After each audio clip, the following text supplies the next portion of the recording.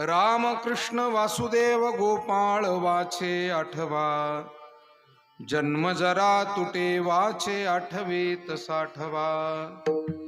चिपळिया टाळ घुळघुळा शब्द ना दे, तेने ब्रह्मानंद हृदयी आठवण नांदे।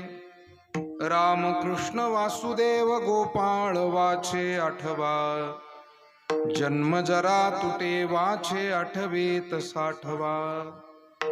एका जनार्दनी वासुदेव चिंतिता, यमकाळ दूत पळती नाम ऐकता।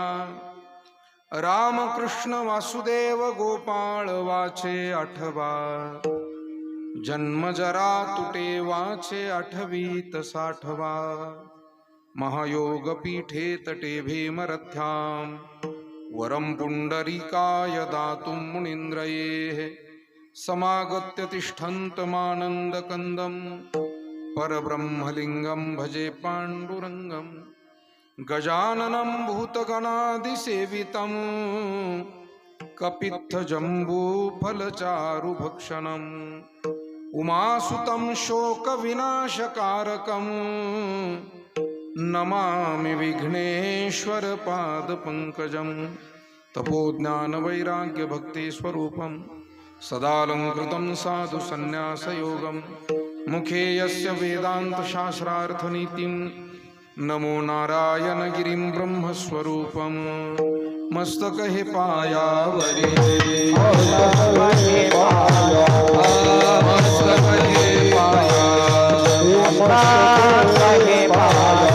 या भारत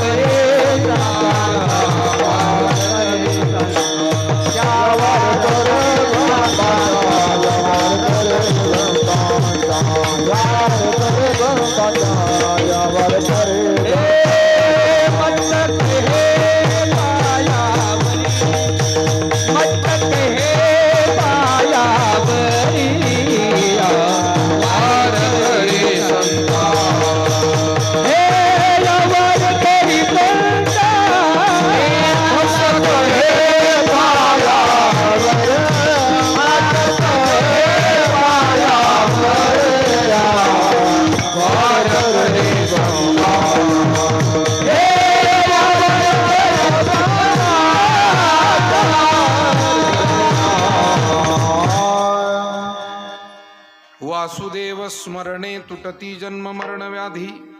अहम सोहम कोहम मूळ ह्या सांडी उपाधी। रामकृष्ण वासुदेव गोपाळ वाचे आठवा, जन्म जरा तुटे वाचे आठवीत साठवा।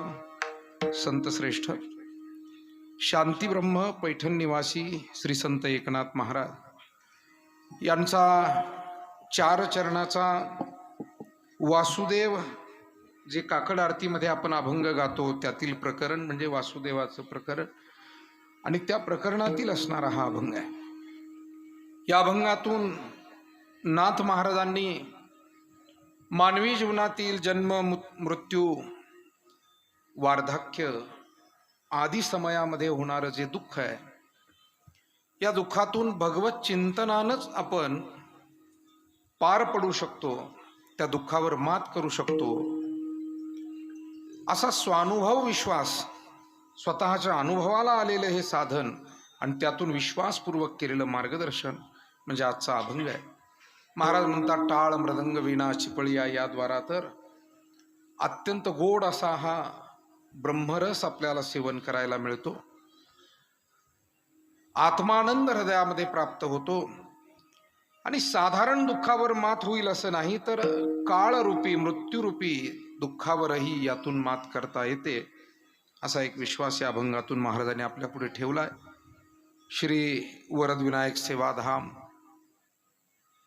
लोणी तालुका राहता दर महिन्याच्या नियमाप्रमाणे संपन्न होणारी ही कीर्तनाची सेवा प्रति महिन्याप्रमाणे आजही आपण सर्व मोठ्या संख्येनं या कीर्तन सेवेसाठी भगवान श्री गणेशाच्या देवतांच्या दर्शनासाठी या ठिकाणी उपस्थित झालात। आपणा सर्वांना निश्चितच भगवान श्री गणपती बाप्पाचे आशीर्वाद मिळतच असतात। आपण जेवढे मनोभावे ते आशीर्वाद स्वीकारू तेवढा अधिक लाभ त्याचा आपल्याला होतच राहील.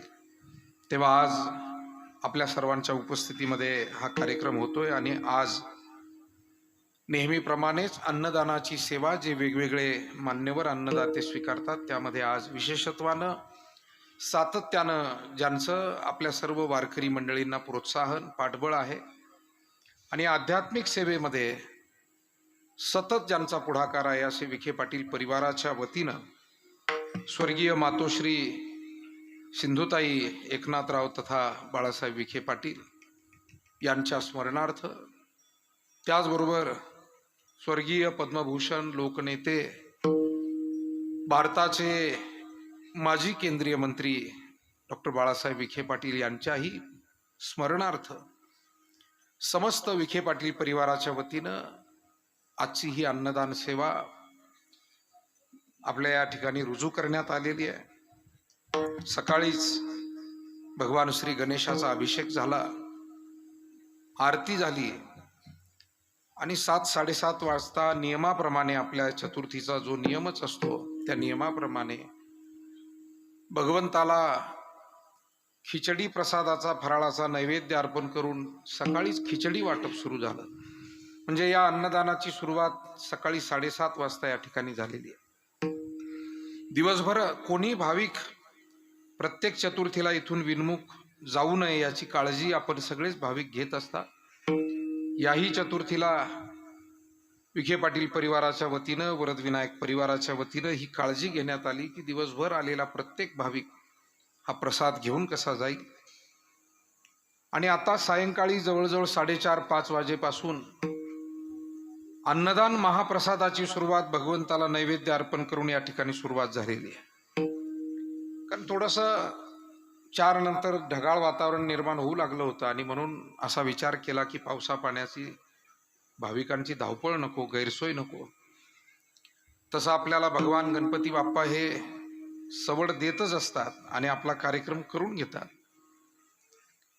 तर मला वाटतं आज सुद्धा तशी परिस्थिती निर्माण होऊ लागली होती. थोडी चलबिचल आमच्या सगळ्याच भाविकांच्या मनामध्ये होती, सहकाऱ्यांच्या मनामध्ये होती. परंतु म्हटलं की आता बाहेर कीर्तन घ्या, काय व्हायचं ते पाहूया आपण, जे काय होईल ते धावपळ करू. पण मला वाटतं की ती सगळी संधी परमात्मा आणि सद्गुरू हे आपल्याला देत असतात. या ठिकाणी गेली 10 वर्षे ही सेवा सातत्यानं सुरू आहे. ब्रह्मलीन पूज्य सद्गुरू श्री नारायणगिरीजी महाराजांचे आशीर्वाद आहेत, विश्वसंत श्री साईबाबांचे आशीर्वाद आहेत, आपल्या सर्व ग्रामदैवतांचे आशीर्वाद आहेत. त्याचबरोबर अधिष्ठान दैवत, मुख्य दैवत भगवान श्री विघ्नहर्ता, सुखकर्ता, बुद्धिदाता श्री गणेशाचे अर्थात वरद विनायकाचे आशीर्वाद आहेत. आणि त्यातूनही वाटचाल या ठिकाणी सुरू आहे. तेव्हा आज आपण सर्वजण जमलात, विशेषत्वानं वारकरी संप्रदायातील सगळी मान्यवर मंडळी सुद्धा आहेत. आमचे श्रीकांतजी महाराज गागरे असतील, निंबाळकर सर असतील, संतोष महाराज दीक्षित, प्रसाद महाराज, विनेकरी म्हणून गेली 10 वर्ष सातत्यानं ज्यांनी सेवा सुरूच ठेवलेली आहे, या वयात सुद्धा असे आमचे वरपे बाबा कनोलीकर, आमचे विराज महाराज, शिवाजी महाराज, बाबासाहेब महाराज सातपुते, आमचे बाराहाते महाराज असतील, आदरणीय आपले या सेवाधामाचे मार्गदर्शक भारत महाराज धावणे असतील, आपल्या या परिसराचं एक भूषण युवा कीर्तनकार आणि प्रवचनकार आमचे विकास महाराज यादव असतील, तुकाराम महाराज मंदिराचे प्रमुख आमचे सहकारी अंकुश महाराज जगताप आहेत, आपल्याच परिसरामध्ये वारकरी संप्रदायाची शिकवणी देण्याचं काम करणारे आमचे बेटातील दुसरे सहकारी सुनील महाराज अवताडे आहेत, आपल्या वरदविनायक परिवारातील दुसरे आपले सहकारी बाबा महाराज मोरे आहेत, आपल्या आध्यात्मिक कार्याचे प्रमुख मार्गदर्शक आमचे परशुराम महाराज विखे आहेत, भाऊसाहेब महाराज काळे आहेत, तरकसे पाटील आहेत, भजनी मंडळातील आमची ज्येष्ठ श्रेष्ठ सर्व सहकारी मंडळी आणि सगळे आपल्या सद्गुरू नारायणगिरी महाराज आश्रम नेवासा या भूमीतील, या आश्रमातील विद्यार्थी.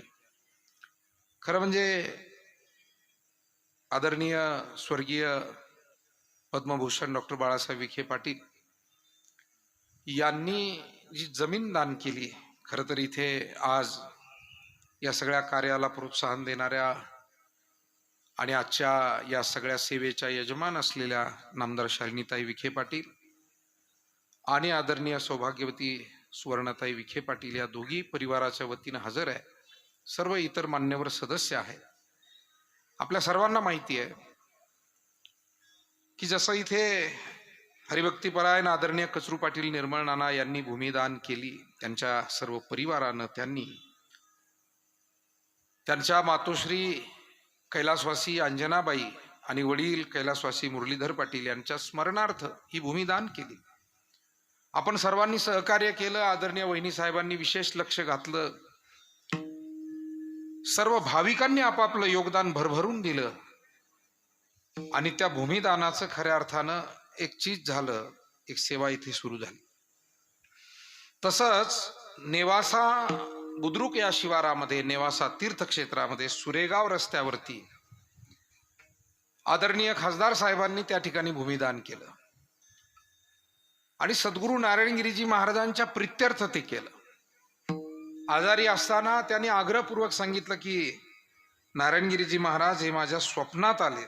KM हॉस्पिटलमध्ये साहेबांचं डायलिसिस चालू होतं आणि त्यावेळेला त्यांनी बोलावून घेतलं, परिवाराच्या मार्फत निरोप दिला आणि सांगितलं मला नारायणगिरीजी महाराज स्वप्नात आले आणि काहीतरी सेवा त्यांची घडली पाहिजे अशी माझी भावना आहे आणि म्हणून ही अमुक जागा आहे आणि तुम्ही तिथे थोडीशी सेवा करा असं म्हणून आग्रहपूर्वक त्यांनी त्याही ठिकाणी ती सेवा सुरू करायला लावली. आणि विचार त्यांचा हा होता की सद्गुरू नारायणगिरीजी महाराजांचं एक स्मरण सतत राहावं आणि त्यांच्या आशीर्वादातून काही वारकरी संप्रदायाचं कार्य उभं राहावं. मला वाटतं ते छोटंसं कार्य करण्याचा प्रयत्न या मुलांच्या रूपानं आपण सगळ्यांनी मिळून केलेला. म्हणजे त्यांनी ज्या उद्देशानं आपल्यावर ही जबाबदारी सोपवली, 100% तो उद्देश पार पडला असं मी मानत नाही, म्हणत नाही, पण त्या दिशेनं जाण्याचा प्रयत्न आपल्या सगळ्यांच्या सहकार्यानं, एक प्रामाणिक प्रयत्न करण्याचा एक हेतू ठेवून आपण ही वाटचाल सगळे मिळून करतो आहोत. तेव्हा खरं म्हणजे हे सगळं माध्यम असतं. हे मठ, मंदिर, आश्रम आणि ही सगळी व्यवस्था हे एक माध्यम आहे. व्यवस्था हे आध्यात्मिक क्षेत्राचं ध्येय नसून अंतःकरणाची एक पवित्र, शुद्ध आणि आनंदमय अवस्था प्राप्त करणं हे आध्यात्मिक क्षेत्राचं ध्येय आहे. अवस्थेपर्यंत जाणं, पण अवस्थेपर्यंत जाण्यासाठी सुद्धा व्यवस्था लागतेच. आता मंदिरात दर्शन करायचंय म्हणजे रांग लावावीच लागते, म्हणजे व्यवस्था आलीच. मंदिरात वर चढायचंय म्हणजे पायरी असावीच लागते. देवाची मूर्ती बसवायची मंदिर असावंच लागतं, म्हणजे व्यवस्था आलीच ना. भाविकाला तहान लागली म्हणजे पाण्याची व्यवस्था आलीच. बसायला थोडा वेळ असेल तर थोडीशी 2 खुर्च्या, 2 बाकं. मला वाटतं या सगळ्या व्यवस्था त्यासाठी एक पूरक म्हणून निर्माण कराव्या लागतात. हे काही मुख्य ध्येय नाही आहे. म्हणजे असं कोणत्या ग्रंथात लिहून ठेवलेलं नाही की कोण्या महाराजांनी बांधकामच करत राहावे आयुष्यभर, असा काही उद्योग करा असं काही कुठं लिहून ठेवलेलं नाही. पण ही एक व्यवस्था आहे आणि ही सगळी व्यवस्था ही आपल्यासारख्यांचं भक्कम सहकार्य म्हणून उभी राहते. नाही तर अन्यथा आमच्यासारख्या वारकऱ्यांना नुसता पुढाकार घेऊन हे करणं फार कठीण आहे. आणि म्हणून या दोन्हीची सांगड घालणं फार गरजेचं आहे. जसं आपल्याला आधुनिकता आणि आध्यात्मिकतेची सांगड घालावी लागते, तसं व्यवस्था आणि अवस्थेची सांगड आपल्याही घरामध्ये आपण नीटनेटकेपणानेच राहतो. काळ आता थोडासा प्रगत आलाय. पूर्वीच्या काळी झोपडीत, साध्या घरात, दगडा मातीच्या घरात आपण राहतो. प्रगत काळानुसार ही व्यवस्था आपण स्वीकारलेली आहे आणि ती स्वीकारणं गरजेचं आहे. पण त्या व्यवस्थेतही आमचं अंतःकरण प्रसन्न राहावं, आत्मविश्वास टिकून राहावा, आनंद हा सदोदित वाढत राहावा. म्हणजे या अवस्थेकडे आमचं लक्ष आहे का? नाही तर कधी कधी असं होतं, शाळेमध्ये मुलांचे गणवेश चांगले आहे, बूट चांगले आहेत, बसायला बाकं चांगली आहे, फक्त शिक्षक शिकवत नाही, मुलं काही करत नाही. मला वाटतं अशा पद्धतीनं आपण कधी कोणती व्यवस्था चालवत नाही. आपल्याकडे तर एक आदर्श आहे प्रवरेचा की प्रत्येक संस्थेमध्ये ज्या पद्धतीचं लक्ष आपल्या या मान्यवरांचं आहे, सातत्यानं शिक्षक मंडळी, पालक मंडळी, विद्यार्थी मंडळी सांगत असतात आणि त्याच्यामुळे जेवणाचा दर्जा असेल, स्वच्छतेचा दर्जा असेल. आज खरं म्हणजे राष्ट्रपिता महात्मा गांधीजी यांची जयंती आहे आणि भारताचे सन्माननीय पंतप्रधान यांच्या संकल्पनेतून राष्ट्रपित्यांना अर्थात गांधीजींना आदरांजली ही स्वच्छतेच्या माध्यमातून अर्पण करावी असा त्यांनी संकल्पच केलेला होता आदरणीय नरेंद्र मोदीजी यांनी. आणि त्याच्यामुळे भारतभर आज तसं तर स्वच्छता हा रोजच करण्याचा विषय आहे, तो काही एक दिवसाचा विषय नाही, पण एखाद्या दिवशी त्यातून अधिक प्रेरणा आपण घ्यायची. जसं आता दसरा येईल पहा, नवरात्रीनंतर आपण दसऱ्याच्या दिवशी वाडवडील माणसांना सोनं देतो आणि त्यांचं दर्शन घेतो आणि त्यांचे आशीर्वाद घेतो. आता याचा अर्थ काय, दसऱ्याच्याच दिवशी फक्त पाया पडावं का आणि बाकीच्या दिवशी पाया पडलं म्हणजे काही पाप होणार आहे का? तर असा काही भाग नाही, परंतु तो दिवस एक मुख्य आहे आणि त्यातून आणखी प्रेरणा त्या वाडवडिलांच्या सेवेची घ्यायची. तसं मला वाटतं गांधीजींच्या नावानं स्वच्छता अभियान गेली काही वर्ष आपल्याकडे राबवलं जात आहे देशामध्ये. आज गांधीजींची जयंती आणि भारताला लाभलेले एक महान माजी पंतप्रधान, मला वाटतं लाल बहादूर शास्त्री यांची जयंती का पुण्यतिथी? जयंतीच आहे, दोघांची आज जयंती आहे. विठाला विठाला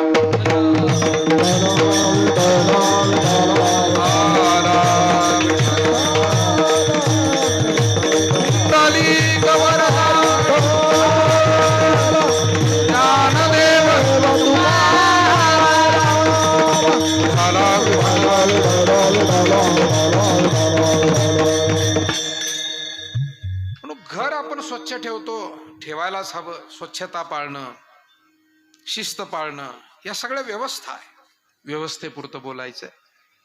पण परमार्थामध्ये व्यवस्थेच्या माध्यमातून अवस्थेकडे जावं लागतं. जसं शिक्षणाच्या क्षेत्रामध्ये सुद्धा बाह्य व्यवस्थाही चोख असाव्या आणि जी मूलभूत शिक्षण व्यवस्था आहे, ज्ञानदानाची व्यवस्था आहे, ती सुद्धा तितकीच चोख असावी. जसं एखादं रुग्णालय स्वच्छता आणि इतर सामुग्रीच्या बाबतीतही सुसज्ज असावं. जसे आपल्याकडे प्रवरा मेडिकल ट्रस्ट मध्ये असेल, विळत घाटात असेल, सर्व बाजूनी त्याचा दर्जा सांभाळला जातो आणि मग हे आदर्श काम सेवेचं त्या ठिकाणी होतं.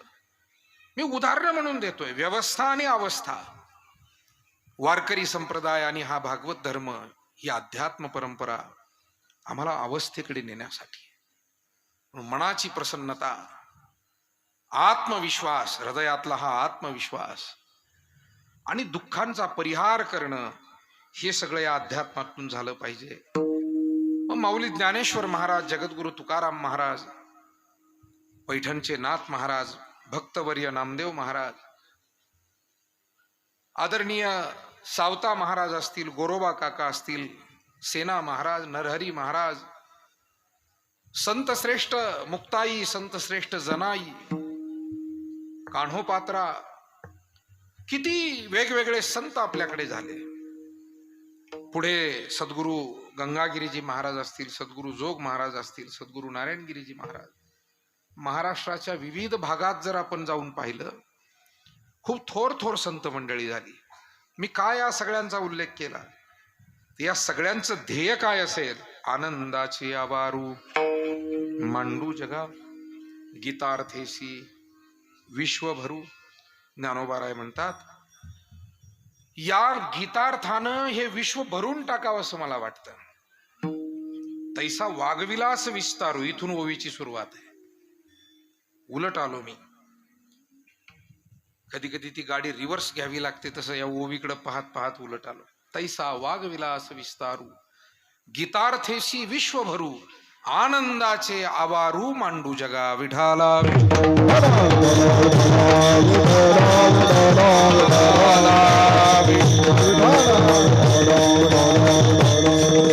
काय ध्येय या संतांच्या कार्याचं. म्हणाले, या वाणीनं सेवा करायची समाजाची आणि शब्दांचा विस्तार करायचा आहे, पण तो कोणत्याही शब्दाचा नाही, जे समाजाच्या हिताचे आहे. साच आणि मवाळ मितले आणि रसाळ, शब्द जैसे कल्लोळ अमृताचे.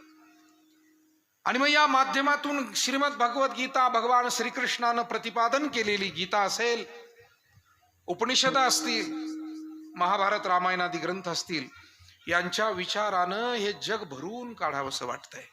काय संकल्प आहे संतांचे. म्हणून आज जो आपल्या घराघरामध्ये परमार्थ टिकून आहे, आज लहानात लहान माणसाचं घर असू द्या, छोटंसं, मोठ्यात मोठ्या माणसाचं, पण तिथे देवघर आहे, ध्यानात घ्या. तिथे देवाला दिवा लावला जातो, ग्रंथ वाचले जातात, व्रत उपवास केले जातात. नाही, घर ही व्याख्या त्याच वेळेला परिपूर्ण होते ज्या वेळेला तिथे देवघर असेल आणि देवधर्म होत असेल. ज्या घरामध्ये देवधर्म होत नाही तिथे घर ही व्याख्या पूर्ण होत नाही, ती अपूर्ण राहते. महाराज म्हणतात, जयाची ये द्वारी तुळशी वृंदावन, नाही ते स्मशान.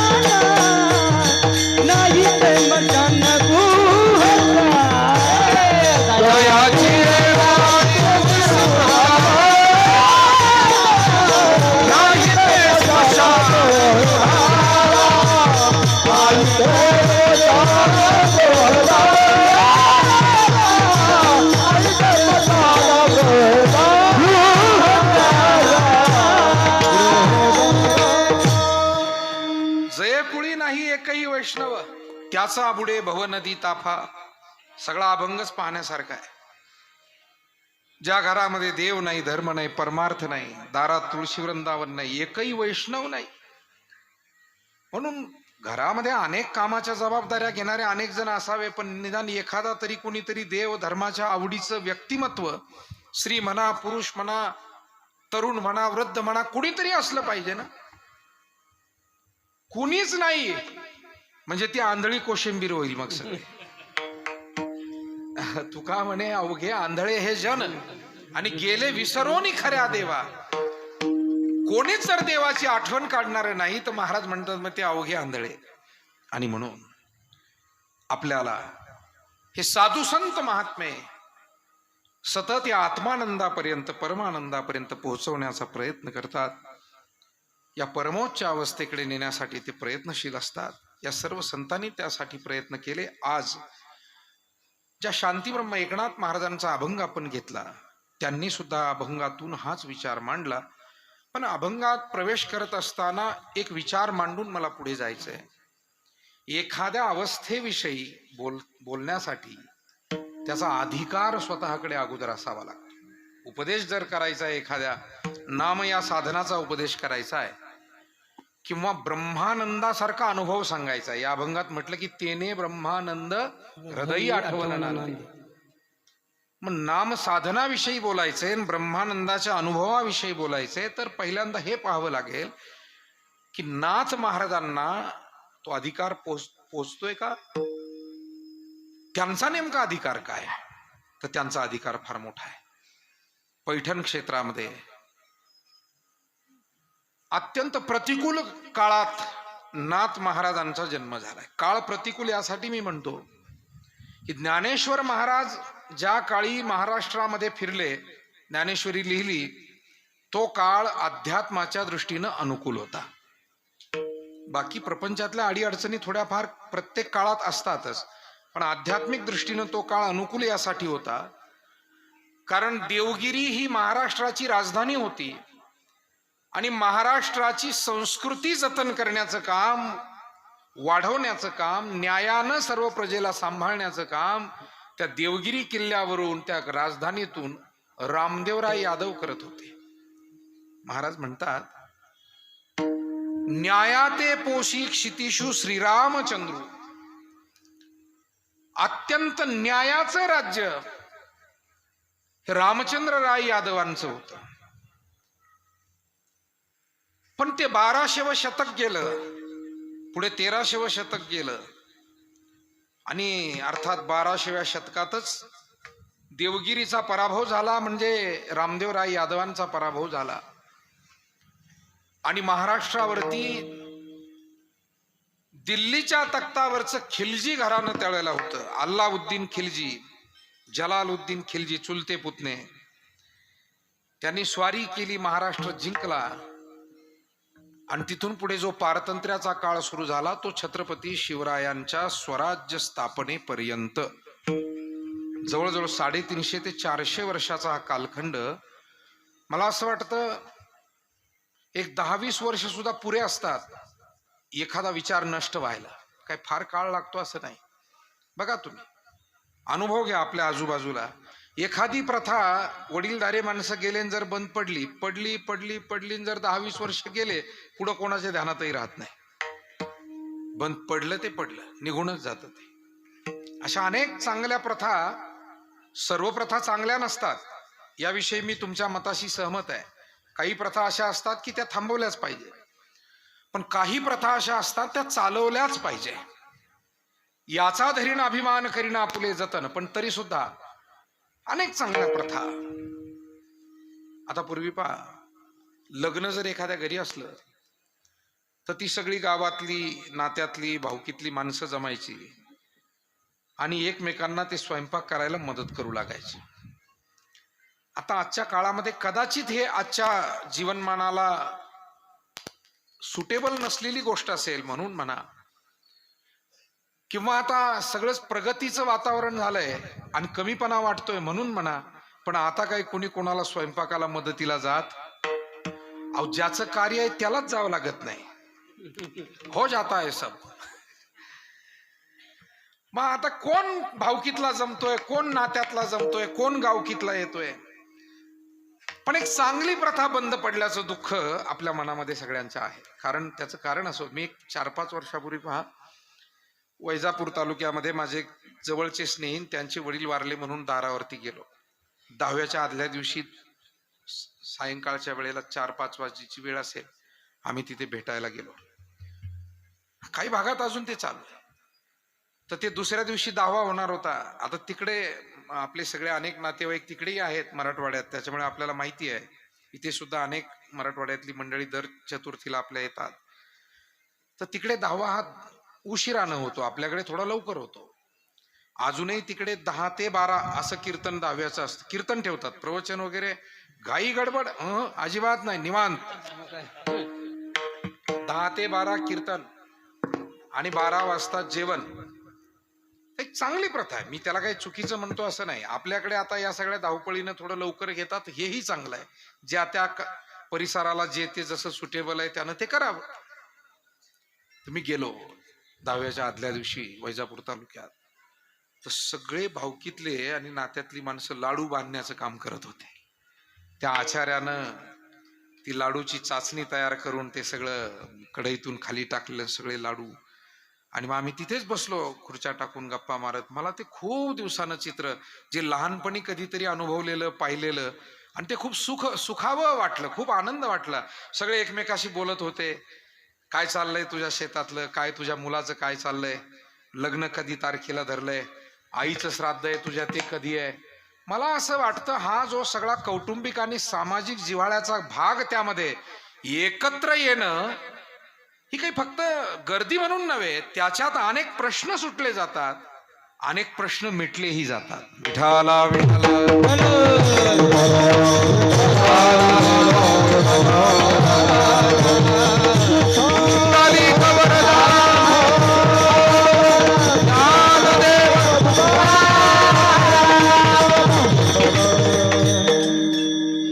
एक गोष्ट बरी आहे, आजही अनेक मंडळी या एकत्र येण्याला महत्व देतात आणि आपल्यासारखी बहुसंख्य माणसं निमित्त कारण करून एकत्र येत राहतात.